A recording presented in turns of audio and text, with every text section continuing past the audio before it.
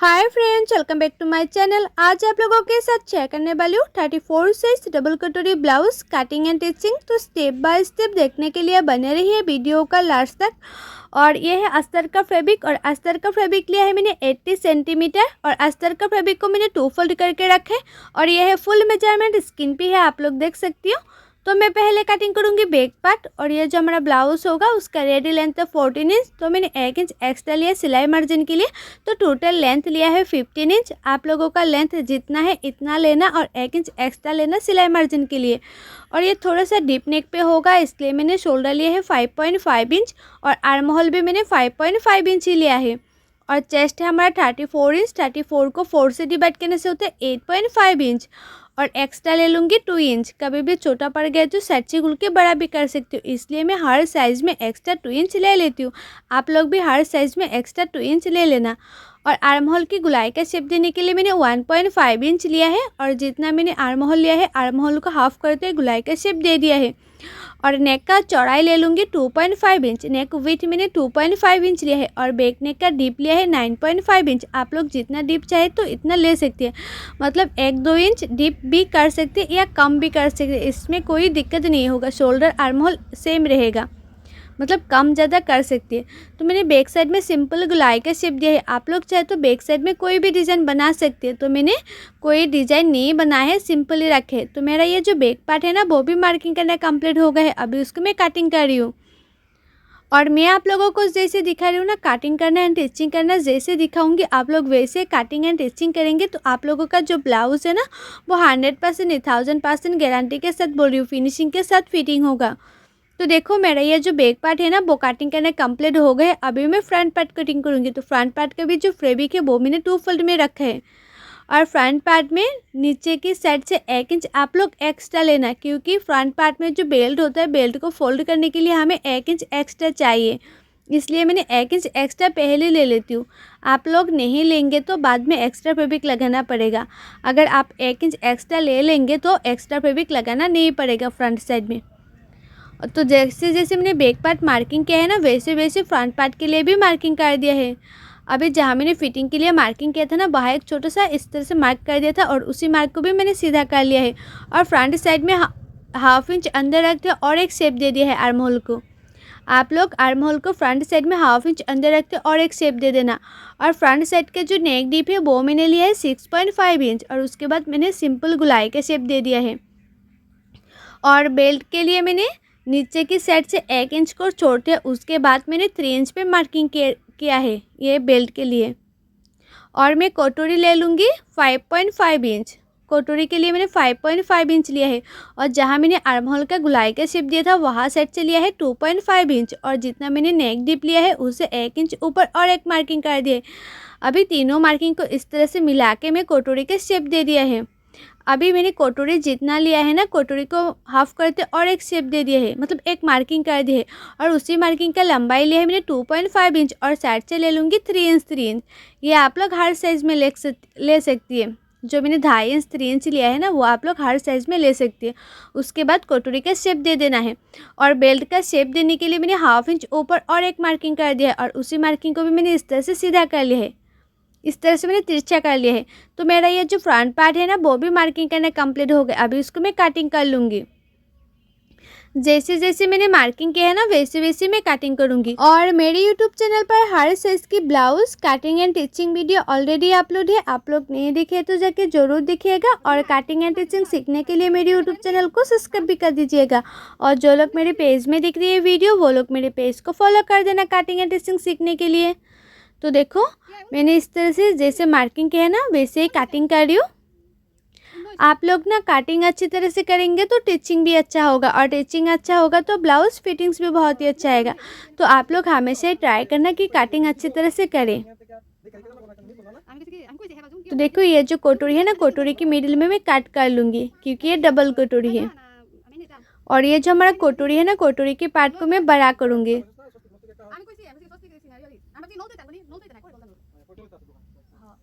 नहीं तो कटोरी सिलाने के बाद छोटा पड़ जाएगा, इसलिए। और ये जितना भी पार्ट है ना बाकी पार्ट बड़ा नहीं करना है, सिर्फ हमें जो कटोरी का पार्ट है वही बड़ा करना है। और मैं पहले बड़ा करूँगी। ये हमारा कटोरी के फर्स्ट पार्ट, ये जो पार्ट है ना वो मैं कटोरी को बड़ा करूँगी। और ये है हमारा कटोरी का फर्स्ट पार्ट। फर्स्ट पार्ट को मैंने इस तरह से रखा है और चारों ओर इसको मार्किंग कर दी है। और उस ये जो कटोरी है ना उसको मैं बड़ा करूँगी, तो मैं साइड से 1 इंच बड़ा कर रही हूँ। ये साइड से भी मैंने 1 इंच लिया है और नीचे की साइड से भी मैंने 1 इंच लिया है। आप लोग ना कटोरी को बड़ा करना चाहती है तो जहाँ मैंने 1 इंच लिया है वहाँ साइड से आप लोग 1.5 इंच भी कर सकते हैं, इसमें कोई दिक्कत नहीं होगा। और ऊपर की साइड से मैंने हाफ इंच लिया है। उसके बाद मैंने इस तरह से कटोरी का शेप दे दिया है। और नीचे की साइड से भी मैं हाफ इंच एक्स्ट्रा ले लूँगी, जो सिलाई मार्जिन में जाएगा ना, इसलिए इस तरह से मैंने हाफ इंच ले रही हूँ, बड़ा कर रही हूँ नीचे की साइड से। तो देखो हमारे ये जो फर्स्ट कटोरी है ना वो भी मार्किंग करने कंप्लीट हो गए। अभी इसको मैं कटिंग कर लूँगी। जैसे जैसे मैंने मार्किंग किया है ना वैसे वैसे मैं कटिंग कर रही हूँ।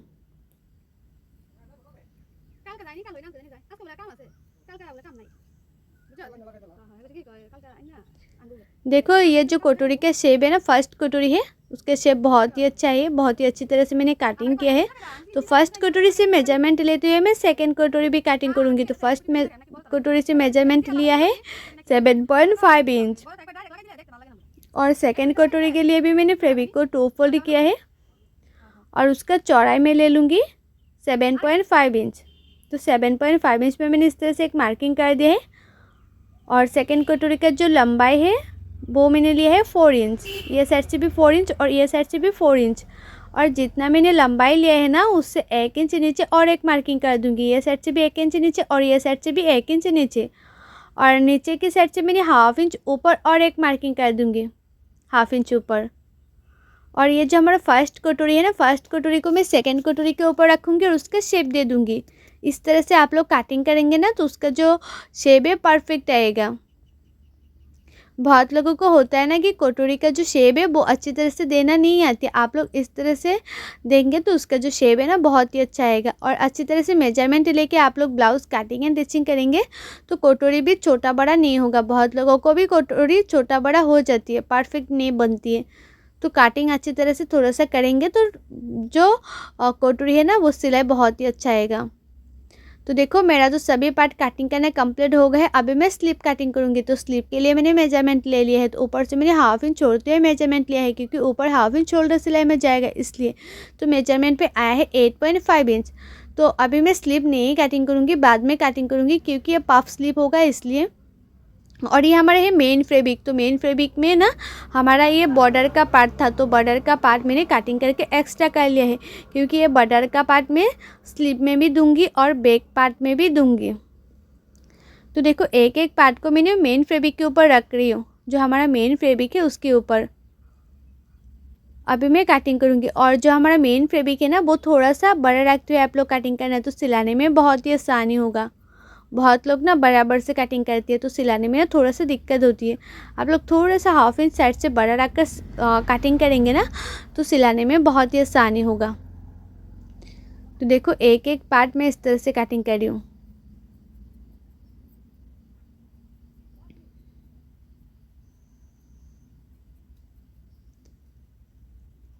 एक एक पार्ट को मैं इस तरह से कटिंग कर रही हूँ।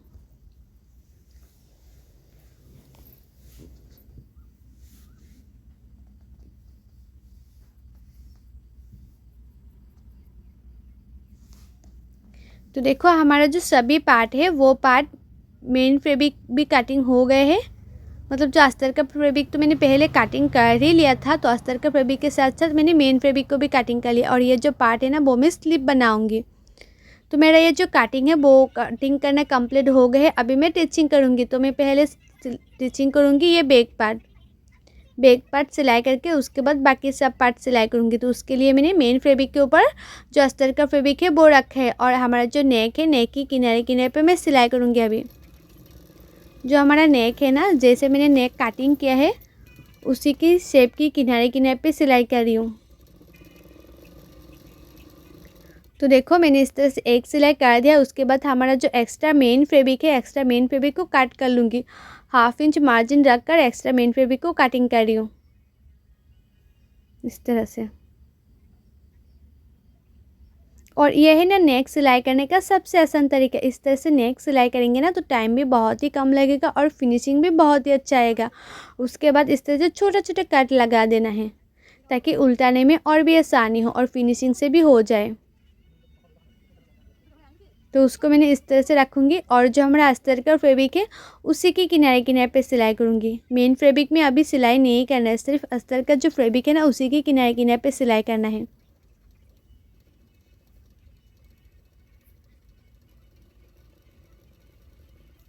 तो देखो किनारे किनारे पे सिलाई करना कंप्लीट हो गए हैं। अभी उसको मैं इस तरह से उल्टा करूँगी और जो हमारा अस्तर का फैब्रिक और मेन फैब्रिक है ना दोनों फैब्रिक को मैं एक साथ रख कर उसके बाद नेक के किनारे किनारे पे सिलाई करूँगी। और उसके बाद देखना हमारा जो नेक है ना उसका जो फिनिशिंग है बहुत ही अच्छा आएगा। और जैसे हमारा अस्तर का फैब्रिक है ना उसको चारों ओर में सिलाई कर दूँगी। मेन फैब्रिक के साथ अस्तर का जो फैब्रिक है वो जॉइन कर लूँगी। चारों ओर में सिलाई कर रही हूँ।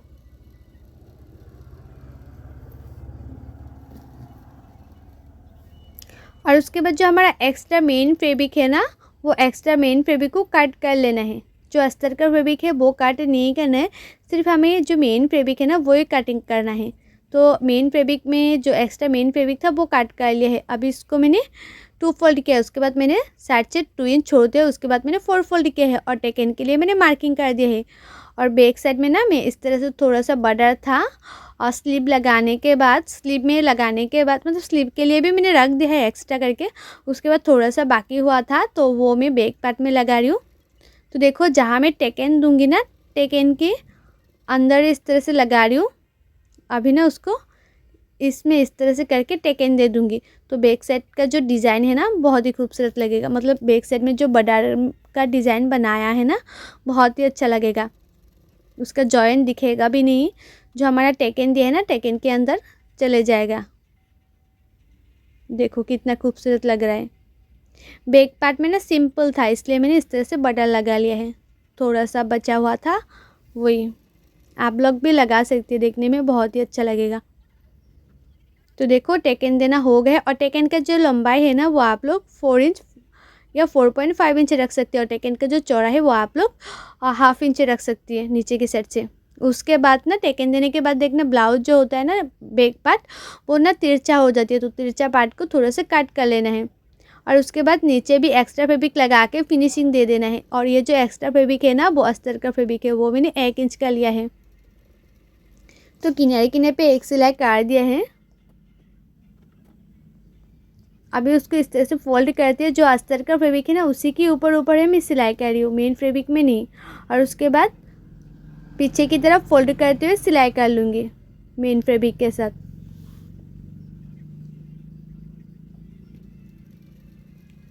तो पीछे की तरफ मैंने इस तरह से फोल्ड करते हुए सिलाई कर ली है। तो मेरा ये जो बैक पार्ट है ना वो रेडी हो गए है, मतलब सिलाई करना कंप्लीट हो गया है बैक पार्ट। ये देखो उसका जो फिनिशिंग है ना बहुत ही अच्छा है, नेक का फिनिशिंग भी बहुत ही अच्छा है।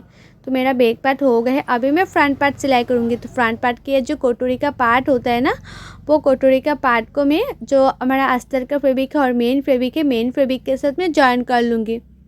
सभी पार्टों को जो हमारा मेन फैब्रिक है वो मेन फैब्रिक को अस्तर का फैब्रिक के साथ जॉइन कर लूँगी। तो मैं कैसे जॉइन करती हूँ वो दिखा रही हूँ आप लोगों को। जो अस्तर का फैब्रिक है वो उसको ज़्यादा मार्जिन रखकर सिलाई नहीं करना है, सिर्फ किनारे किनारे पे जॉइन करना है, सिलाई करना है। तो जो कटोरी का फर्स्ट कटोरी है दोनों पार्ट में इसी तरह से सिलाई कर लिया है और बाकी सभी पार्टों को भी मैं इसी तरह से सिलाई कर लूँगी। तो मैंने सिलाई भी कर लिया है और एक्स्ट्रा जो हमारा मेन फैब्रिक है वो मैंने कट भी कर लिया है। तो मैंने वीडियो नहीं दिखाया है क्योंकि बहुत ही लॉन्ग हो जाती है, तो इसलिए मैंने नहीं दिखाई है। तो आप लोग भी जो हमारा अस्तर का फैब्रिक है वो मेन फैब्रिक के साथ जॉइन कर लेना और एक्स्ट्रा मेन फैब्रिक को कटिंग कर लेना। और ये देखो मैंने जो पफ स्लीव के लिए फैब्रिक रखा था ना इसमें मैं छोटा छोटा प्लेट डालूँगी। आप लोग जितना प्लेट डालना चाहती है तो डाल सकती है। तो ये जो हमारा मेन फैब्रिक है ना बहुत ही कम था तो ज़्यादा प्लेट नहीं हुआ है, तो फिर भी बहुत ही खूबसूरत लग रहा था ये पफ स्लीव। तो देखो मैंने इस तरह से छोटा छोटा प्लेट डाल रही हूँ। और ये जो ब्लाउज़ है ना वो मेरा एक कस्टमर का है, तो मुझे बोला था कि पफ स्लीव बना के देने के लिए। और ये जो पफ स्लीव है ना, मुझे ये भी बोला था कि ज़्यादा फुला हुआ पसंद नहीं है, प्लेन में मतलब इस तरह से छोटा छोटा प्लेट भी हो और प्लेन भी हो, सिंपल में चाहिए, तो मैंने इस तरह से सिलाई करी हूँ। इसमें ज़्यादा फुला फुला सा नहीं होगा पफ। और ये जो स्लीव है ना, अभी बहुत ही ट्रेंडिंग चल रही है, देखने में बहुत ही अच्छा लगता है, आप लोग भी बना सकती हैं। आप लोग जितना प्लेट डालना चाहते हैं डाल सकते हैं, इसमें कोई दिक्कत नहीं होगा। तो मेरा फैब्रिक जितना था मैंने इतने में एडजस्ट कर लिया है, छोटा छोटा प्लेट डाल के। और उसके बाद इसका जो स्लीव है ना, वो स्लीव ना मैं पेपर फॉर्मा था मेरे पास, वो पेपर फॉर्मा का जो स्लीव होता है ना 34 साइज़ का, आप लोग 34 साइज़ का प्रिंसेस कट ब्लाउज़ का भी पेपर फॉर्मा का जो स्लीव होते हैं, वहाँ स्लीव को भी इस तरह से कटिंग करके आप लोग बना सकते हैं। या डबल कटोरी में भी होता है ना स्लीव, वो 34 साइज़ का जो स्लीव है ना, वो आप लोग जो अस्तर का फैब्रिक है वहाँ पे काट कर लेना और उसके बाद इस तरह से आप लोग सिलाई कर लेना। तो देखो दोनों पार्टों में मैंने इस तरह से रेडी कर लिया है, छोटा छोटा प्लेट डाल के। उसके बाद जो अस्तर का फैब्रिक है ना, जो स्लीव के लिए मैंने कटिंग करके रखे है, ये हमारा स्लीव मैंने कटिंग किया है। जो आप लोग ना पेपर फॉर्मा से स्लीव को कटिंग कर लेना, बहुत ही आसानी होगा। 34 साइज़ में होता है ना वहाँ। और उसके बाद जो हमारा मेन फैब्रिक है, जो मैंने छोटा छोटा प्लेट डाला था ना, उसके ऊपर मोहरी की किनारे किनारे पे सिलाई करी हूँ। ज़्यादा मार्जिन मैंने नहीं रखा है मोहरी पे, आप लोग चाहे तो 1/2 इंच मार्जिन रख सकती है और उससे कम भी रख सकती है, इसमें भी कोई दिक्कत नहीं होगा। तो देखो एक सिलाई कर दिया, उसके बाद मैंने स्लीव को इस तरह से उल्टा करती हूँ, जो अस्तर का फैब्रिक है उसी की किनारे किनारे पे सिलाई कर दिया। अभी उसको मैं इस तरह से 2 फोल्ड कर लूँगी और जहाँ मैं प्लेट डाली थी ना, वहाँ प्लेट ना जो हमारा स्लीव है, स्लीव में बैठ जाएगा इस तरह से। उसके बाद जो हमारा अस्तर का फैब्रिक का स्लीव है ना, उसके चारों ओर में सिलाई कर दूंगी।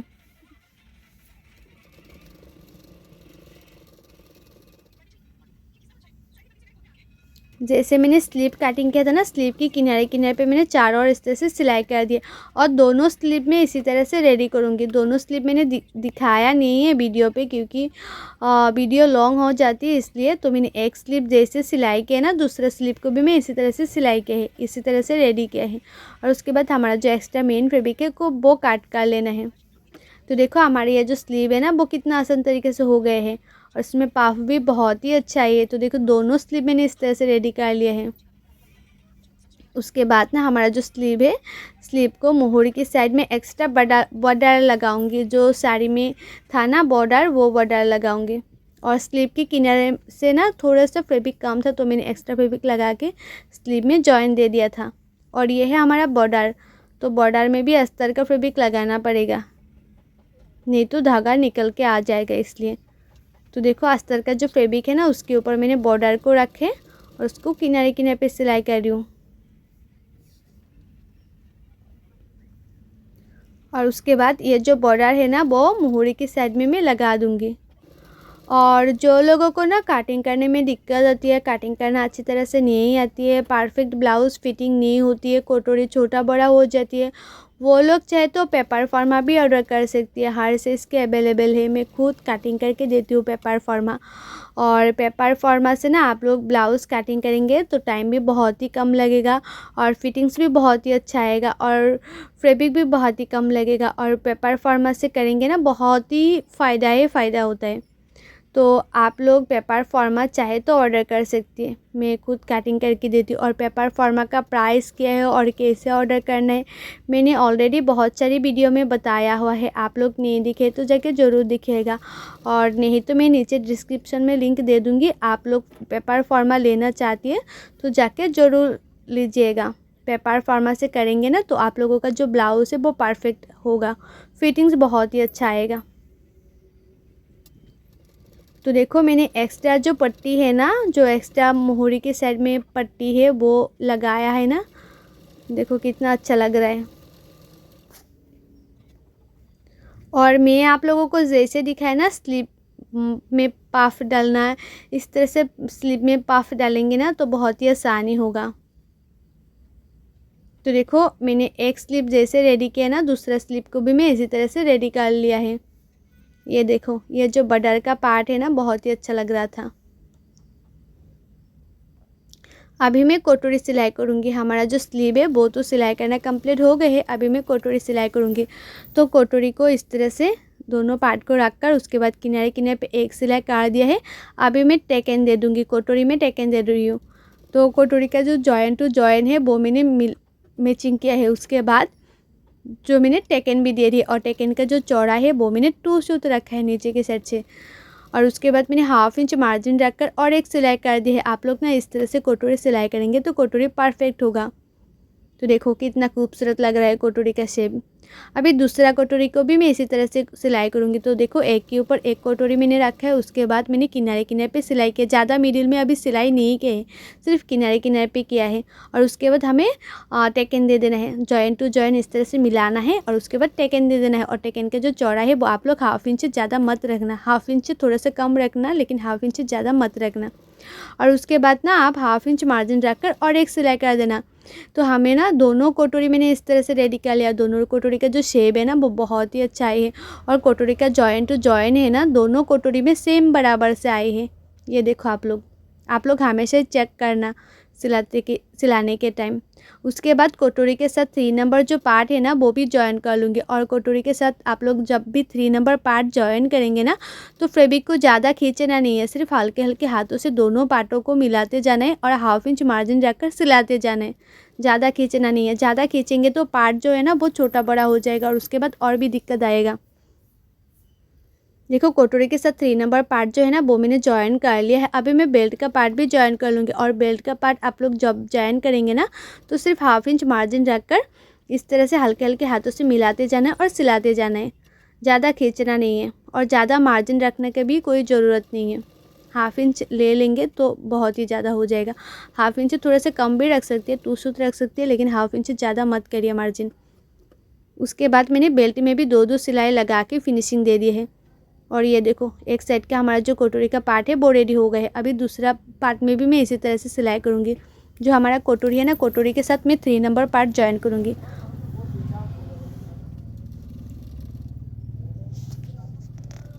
हाफ इंच मार्जिन रखकर कोटोरी के साथ 3 नंबर जो पार्ट है ना वो मैं जॉइन कर रही हूँ। बहुत लोगों को ना होता है कि कोटोरी का पार्ट जब भी जॉइन करती है, 3 नंबर पार्ट जब जॉइन करती है ना वो छोटा बड़ा हो जाती है।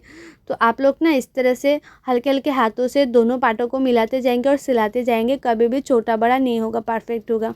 और उसके बाद बेल्ट को भी आप लोग 1/2 इंच मार्जिन रखकर सिलाई कर लेना है।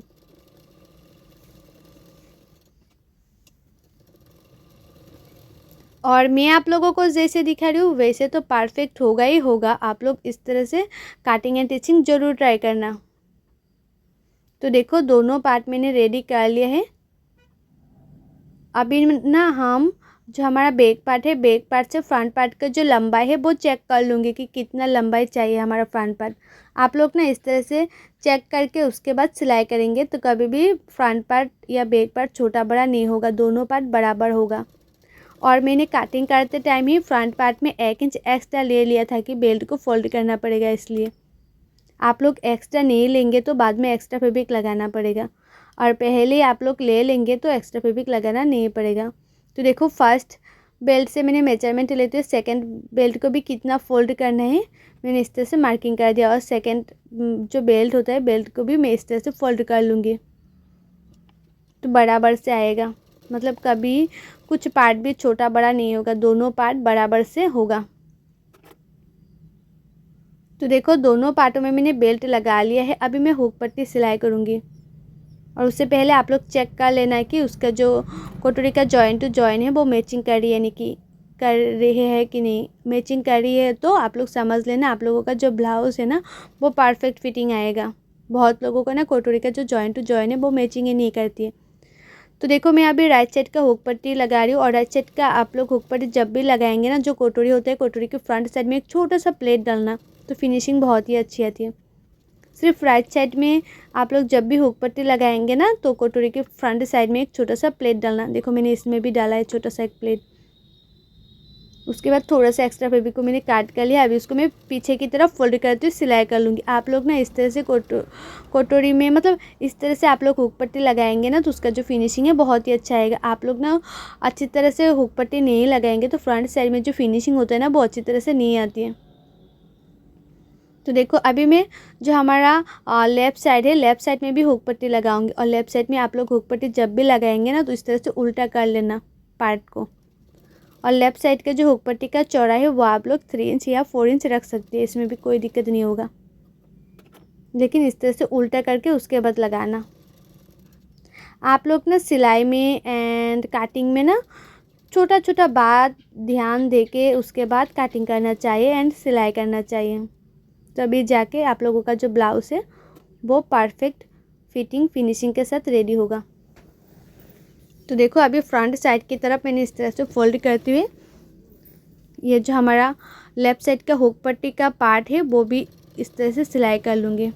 और इसमें होगा हुक का घर।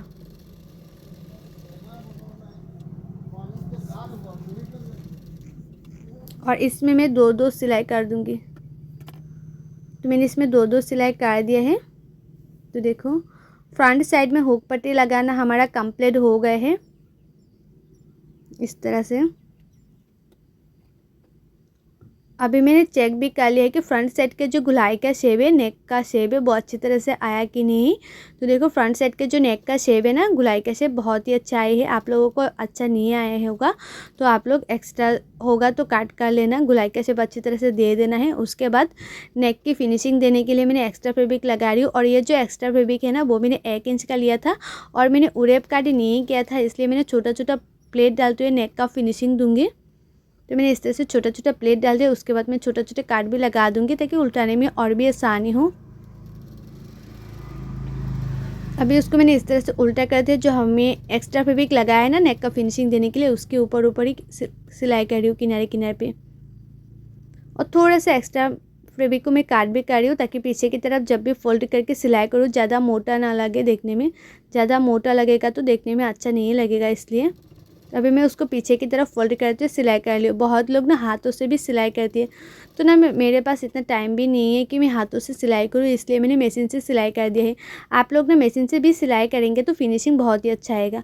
तो देखो उसका जो नेक का फिनिशिंग है ना कितना अच्छे से आया है। तो दोनों पार्टों में मैंने नेक का फिनिशिंग इसी तरह से दिया है। और उसके बाद मैंने हुक पट्टी मतलब हुक भी लगा लिया और हुक का घर भी बना लिया है।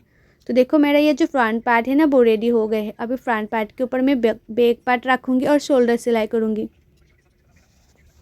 तो मैं फ्रंट पार्ट के ऊपर बैक पार्ट को रखा और शोल्डर सिलाई करी हूँ। और शोल्डर को भी मैं 1/2 इंच मार्जिन रख कर सिलाई करी हूँ। ज़्यादा मार्जिन नहीं रखे शोल्डर में, सिर्फ 1/2 इंच मार्जिन रखे।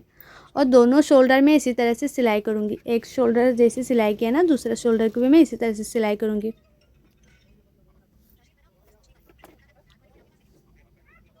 तो देखो दोनों शोल्डर सिलाई करना हो गए। अभी दोनों पार्ट इस तरह से रखने और किनारे किनारे पे एक सिलाई कर देना है। ज़्यादा मिडिल में सिलाई नहीं करना है, सिर्फ किनारे किनारे पे एक सिलाई कर देना है। तो मैंने किनारे किनारे पे एक सिलाई कर दिया है। और फिटिंग का जो सिलाई है ना वो स्लीव लगाने के बाद करूँगी, अभी नहीं।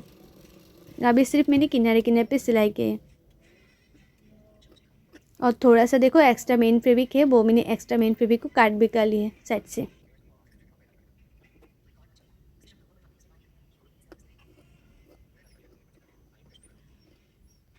इस तरह से आप लोग चेक कर लेना कि मोहरी की साइड में या फिटिंग्स जहाँ होगा वहाँ साइड में एक्स्ट्रा फैब्रिक है कि नहीं। एक्स्ट्रा फैब्रिक है वो काट कर लेना। अभी मैं स्लीव लगाऊंगी। तो स्लीव का आप लोग ने इस तरह से पहले 2 फोल्ड कर लेना। इस तरह से मैंने 2 फोल्ड किया है। उसके बाद स्लीव का जो मिडिल है ना, स्लीव का जो मिडिल है, स्लीव का मिडिल और ये जो हमारा शोल्डर है, शोल्डर का मिडिल से मैं स्लीव को लगाऊंगी। आप लोग ना इस तरह से लगाना। जो लोग बिगिनर से न्यू है वो लोग हमेशा ही जो स्लीव होता है उसका मिडिल से लगाना स्लीव को, तो परफेक्ट होती है। कभी भी छोटा बड़ा नहीं होगा स्लीव, और थोड़ा सा छोटा बड़ा होगा फिर भी कोई दिक्कत नहीं आएगा। लेकिन आप लोग हमेशा ही स्लीव को मिडिल से लगाना, शोल्डर की मिडिल से। उसके बाद 1/2 इंच मार्जिन रखकर स्लीव को भी सिलाई कर लेना है। ज़्यादा मार्जिन नहीं रखना है स्लीव में, 1/2 इंच मार्जिन रखना है।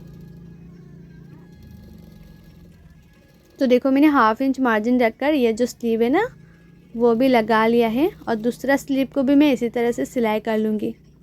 जिस तरह से मैंने एक स्लिप लगाया है ना, दूसरा स्लिप को भी मैं इसी तरह से लगा लूँगी। पहले मैं 2 फोल्ड कर लूँगी, उसके बाद एक छोटा सा मार्क लगा दूँगी और हमारा जो शोल्डर है, शोल्डर का मिडिल से स्लिप का जो मिडिल है ना, वहाँ से इस तरह से लगा लूँगी।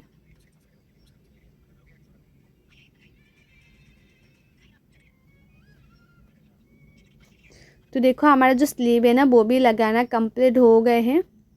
अभी उसको मैं उल्टा कर लूँगी और चेस्ट जितना है इतने में एक मार्किंग कर लूँगी। आप लोगों का चेस्ट जितना है इतने में मार्किंग कर लेना। उसके बाद आप लोगों का कमर जितना है इतने में मार्किंग कर लेना। मैंने पहले कमर के लिए मार्किंग नहीं किया था, जब कटिंग किया था ना, तब कमर का मार्किंग मतलब मेजरमेंट नहीं लिया था, क्योंकि सबका कमर एक जैसा नहीं होता है। इसलिए जब मैं फ़िटिंग करती हूँ ना, तब कमर का मेजरमेंट लेके उसके बाद फ़िटिंग करती हूँ। और आप लोगों का मोहरी जितना है इतने में मार्किंग कर लेना। उसके बाद फ़िटिंग के लिए सिलाई कर देना है। आप लोग इस तरह से मेजरमेंट लेके फ़िटिंग के लिए सिलाई करेंगे ना, तो आप लोगों का जो ब्लाउज़ है वो कभी टाइट ढीला नहीं होगा, परफेक्ट होगा। तो देखो फ़िटिंग के लिए भी मैं सिलाई कर रही हूँ। एक साइड में फ़िटिंग के लिए सिलाई कर दिया और दूसरे साइड में भी मैं इसी तरह से फ़िटिंग के लिए सिलाई कर दूँगी।